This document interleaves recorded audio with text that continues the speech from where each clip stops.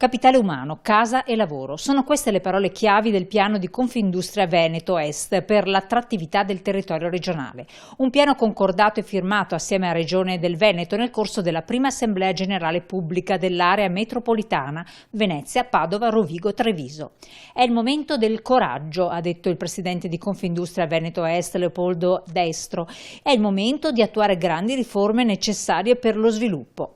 Durante l'assemblea dal titolo Collaborare per agire in un mondo che cambia, tenutasi nella grande sala Giotto del Centro Congressi di Padova, Confindustria ha presentato le idee motrici sulla base delle quali programmare lo sviluppo dei prossimi anni.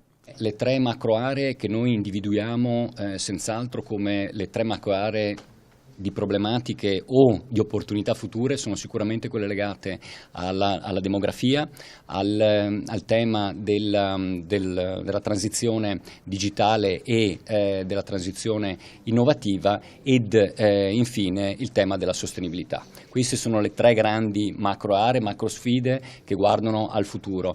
Parità di genere, incentivi alla natalità, formazione al lavoro, collaborazione tra enti pubblici e privati, housing sociale. Questi gli ingredienti per mantenere il Veneto competitivo in Italia e nel mondo, al passo con le grandi aree sviluppate del globo.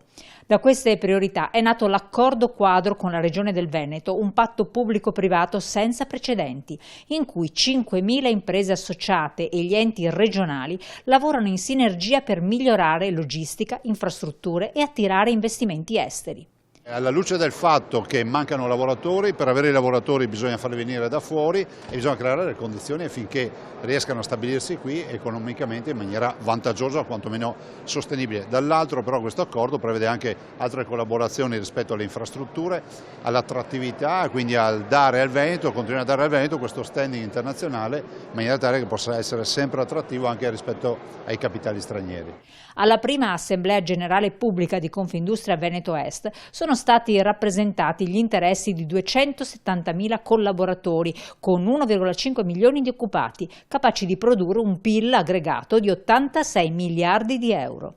Cifre importanti dietro alle quali c'è un territorio che vive, ci sono persone che fanno impresa, una schiera di professionisti che chiede risposte al governo in materia di energia, materie prime e rivoluzione green per non fermare la crescita. Collaborare tra le imprese e il governo, come stiamo facendo in questi mesi, in un confronto continuativo tra governo, imprese, sindacati, per realizzare quello che sino ad oggi era mancata, una vera politica industriale nel nostro Paese.